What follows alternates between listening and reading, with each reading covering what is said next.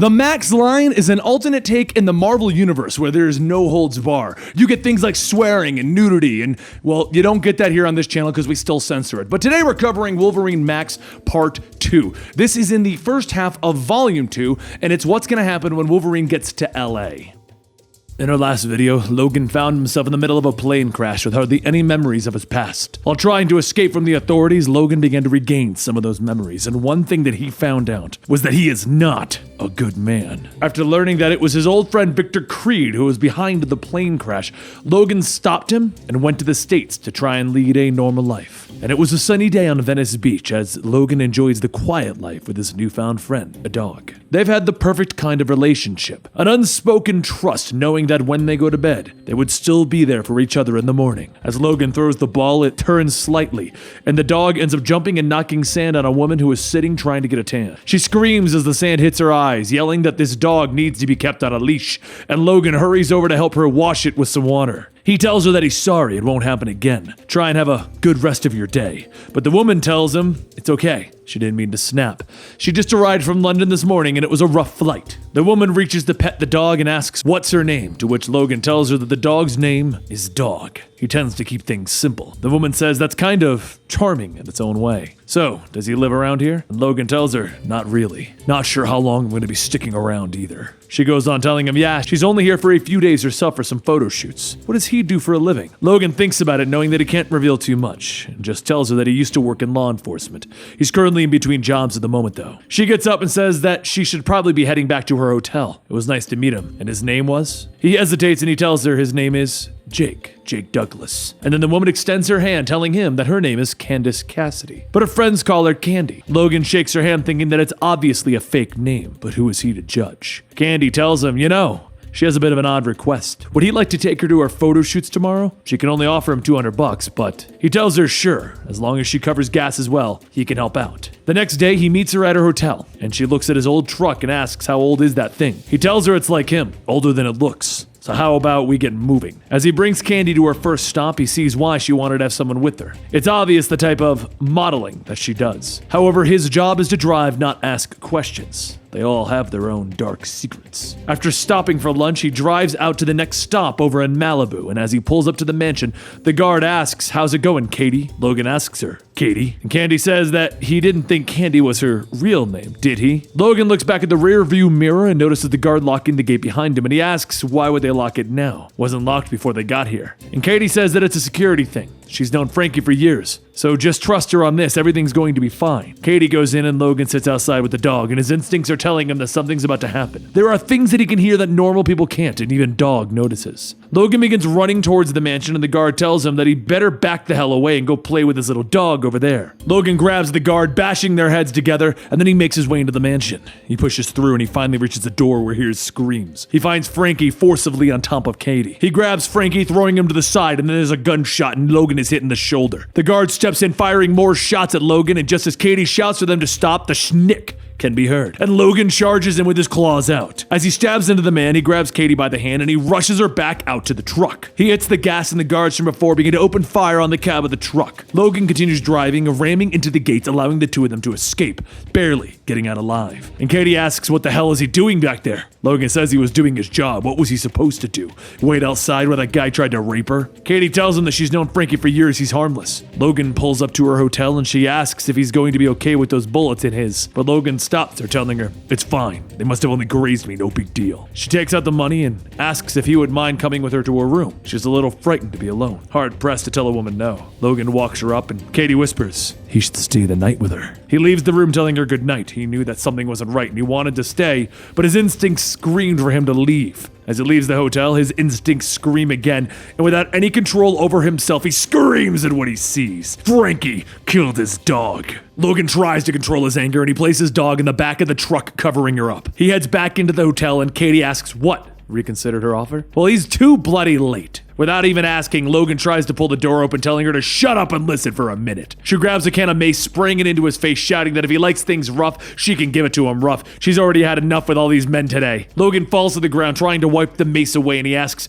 "Who is he?" Frankie slit Dog's throat. "Who is he and what does he want from you?" Katie laughs, telling him, "How does he know it was Frankie? It could have been some crazed dog killer on the streets." And Logan gets up, grabbing her, yelling, "It was a warning. Whatever the case, you need to get dressed. We're leaving, but not until I bury Dog." Katie says that she tried to warn him, that he doesn't know what kind of a man Frankie is. And Logan tells her that Frankie doesn't know who he's dealing with either. As the two head downstairs and get into the truck, Logan begins driving, telling her that she can cut the crap out now and tell him what's going on. She tells him that he doesn't have to try and scare her. She's already here, so Logan slams the brakes, telling her, "Look, if you don't want to help me, I'm not helping you. That's how this whole thing works." She stops for a second and tells him okay. She's known Frankie for about 11 years. He helped her get into the business. They're just gonna say that he's an influential producer. But today, she told him that she wanted to end their arrangement. And that's when he got physical. Can they just drive now? Logan tells her not until she finishes the story. Frankie's place was a fortress. A porn producer doesn't need to have armed guards with automatic weapons protecting him. Katie sighs, telling him, "Fine.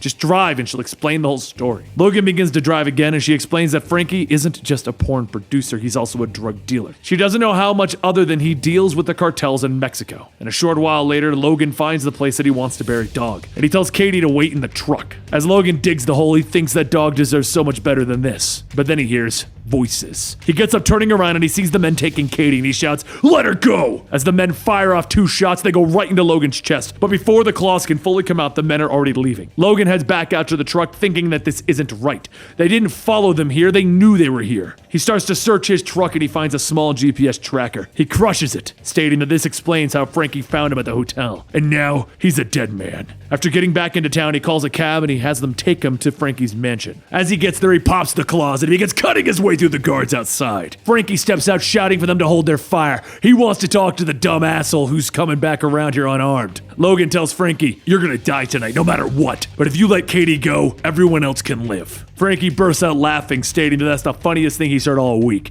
"Take this loser out!" All at once, the men surround Logan and they begin unloading their clips into him, riddling Logan's body with bullets. As the firing stops, Frankie says, "Let him get a shot in just for the hell of it." After shooting once into Logan, Frankie throws his arm around Katie, telling her, "Great work. Now somebody get their worthless piece of trash off my property." Logan closes his eyes, thinking at times like this, there's only a spark left. But the problem for him is that it never burns out, even when he tries for it. A short while later, Logan blinks his eyes and he sees nothing but darkness. Even as he heals, he can sense a few things. He's moving and he's in the trunk of a car. There's the smell of cigars and the odor of 2 men. Suddenly, that car stops and after a few moments, the trunk clicks to open. Logan springs from the trunk, stabbing into one of the 2 men, and the other backs away, asking, "Please don't kill me, I have a son." Logan tells him, "I really hope his new stepfather is a better influence," and he punches straight into the man's chest with his claws. He then gets into the driver's seat of the car, thinking that killing with his claws is good and all, but he isn't opposed to using guns to make things a little easier. He drives back to the mansion and the guards let him in, thinking that he's one of the other guards, which also makes getting in not so troublesome. Once Logan gets out, he opens fire on the men guarding the gate and he continues his rampage inside. For these men, it must have been a nightmare witnessing him coming back, but for him, this is normal. Always killing, always hunting, and then he can smell her scent. The scent of disgusting perfume, reminding him of her twisted, lying smile. He opens the door and Katie sits there smoking a cigarette, stating that she thought their paths wouldn't cross again. Figured it would only be on the other side. He points the gun at her and Katie goes on telling him, Frankie said that she had heard a rumor of a man called the Wolverine, and he was supposedly dead for decades. She begins to wonder what other tricks he may have up his sleeve. Jake? He throws the gun and he lunges at Katie, pinning her to the wall, telling her, "You were kidnapped, this was all staged. You knew Frankie wouldn't kill you and you knew that he would come back for you." Katie tells him, "True, he did make the choice in coming back for her." Meanwhile, the person that he should kill is about to make his escape. Logan listens and hears the sound of men on the roof, and he tells her, "If you want to live, you'll show me how to get up there." Logan pulls Katie and she asks, how does he know that she wants to live? And Logan says, "Because I know you a lot better than you think I do." Once he breaks down the door to the roof, Frankie looks at him and tells him, "Oh God."